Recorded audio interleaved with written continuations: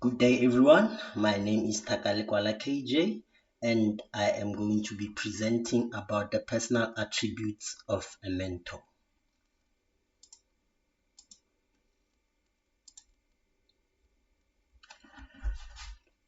I am presenting about this because there is a very thin line between mentoring and coaching, and most people with good intentions of mentoring and being mentored unfortunately confuse the two. In order to bring a better understanding, I will use this poster to elaborate on what mentoring is. I will explain the mentoring process, identify the personal attributes of a mentor, and other factors involved in mentoring. This is the definition of mentoring. It is an intense interpersonal relationship. In recent years, the use of mentoring has been more prominent in pre-service teacher education, replacing supervision in many education degrees. It is a process in which more experienced individual helps another less experienced person to develop his or her goals, knowledge, and skills. All this are developed through a series of time-limited confidential one-on-one conversations and other learning activities. Mentoring consists of group or team mentoring, peer mentoring, reverse mentoring, and in this reverse mentoring, a less experienced individual can or mentors experienced individual. These are the stages of a mentoring process. The development of a relationship is very complex and may also progress through a temporal sequence that generally includes commencement, intermediate, and conclusion. The mentoring relationship may be outspread in the following stages. Contemplation, which is the recruitment, screening, and training stage that features anticipating and preparing for relationship. And then second stage, it's initiation. This is the matching stage, the actual commencement of a relationship and introduction to the mentor. Growth and maintenance. This is the establishment of interaction patterns when regular meetings occur and where supervision, support, and ongoing training transpire.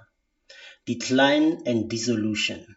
In this stage, supervision and support decline. Challenges are addressed and relationship ends, and closer facilitation transpires. Redefinition. This is the last stage. While closure facilitation occur, rematching may also occur in the stage. Terms of future contact are negotiated and relationship is rejuvenated. Characteristics of a good mentor. Good mentors take responsibility to facilitate the success of their mentees. They are knowledgeable and skilled in navigating systems and the institutional culture. They are eager to understand the needs and goals of their mentees. They communicate well and have a strong interpersonal skills. They are respectful, open-minded, and non-judgmental. They are patient, empathetic, caring, and supportive.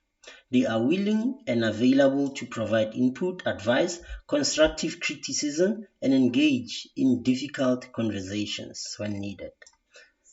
They are enthusiastic, positive, and optimistic.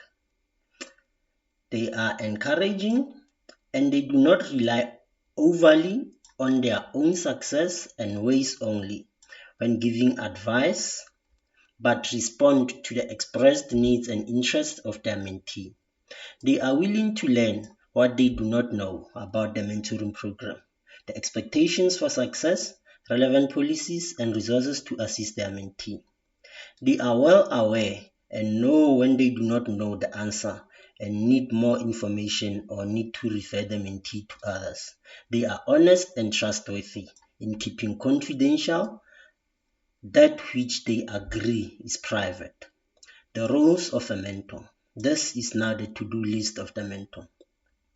The mentors should provide support, encourage, guide, share ideas, direct, model, and demonstrate. They should critically evaluate, solve problems, and reflect. They should collaborate and work together as a team. They should coach, offer hints, reminders, and suggestions. They should counsel, help with professional and personal problems. A mentor must develop emotional intelligence and empathy. They should be aware of self and others or develop personal and social competencies. They should develop technical and management competencies. This right here are the other abilities of a mentor. In the abilities, as you can see the picture there, this is the mentor watering the mind of the mentee. Amongst other things, as a mentor, you should be able to listen attentively, appear genuinely interested in making encouraging responses such as, interesting, and also use non-verbal language as looking directly into the people's eyes. Mentors must be able to encourage and compliment their mentoring partners and accomplishments and actions, point out positive traits, commend them in front of others, and then express thanks and appreciation. They should be able to identify goals and current reality, know what's important to them, what they value and desire most, and further describe accurately the reality of their abilities and situations. They should be able to instill and develop capabilities by teaching their mentees new knowledge, skills, and attitudes by explaining, giving effective example, and asking thought-provoking questions. They should be able to help their mentees gain broader perspective of their organizations, help them monitor performance, and refocus steps as needed. They should provide corrective feedback. They should be able to manage risks. Lastly, they should be able to open doors, put in a good way to people who could help their mentees reach their desired goals, and personally introduce their mentees to appropriate contacts. And thus are the benefits. As a mentor, it is personally beneficial to you because it fulfills you personally. Secondly, you get to assist and be involved in projects. Thirdly, it has some financial rewards and it increases self-confidence and revitalizes your interest in work. These are the benefits to the mentee. They gain practical advice, encouragement, and support. They increase knowledge and contact through networking. They receive assistance with intellectual stimulation and direction, professional preparation, career advancement, and personal growth. They increase their social and academic confidence. And lastly, they develop their communication, study, and personal skills and strategies for dealing with both personal and academic issues. And then these are the benefits to the whole organization. The whole organization will be developed its managers in the organization. There will be increased commitment in the organization. There will be cost effectiveness and improved organizational communication. And noting that this relationship can also fail or can go wrong. These are some of the reasons why mentoring can fail. This is when a mentor is not skilled in the process of giving feedback, when the mentee perceives little benefit in what they learn from the feedback, when mentors make the relationship about them, when the mentor's intention before the relationship with the mentee starts misleading and never properly discussed. This is when there is pressure to take on mentoring role. This is when there is poor scheduling and resentment of mentees. This is when now there is negative and unrealistic experiences to the mentees, the lack of organizational support, when there is a creation of climate of dependency and difficulties in coordinating programs with organizational initiatives. Lastly, the other major reason why it fails is because the costs and resources associated with overseeing and administering programs. So there are rules of engagement.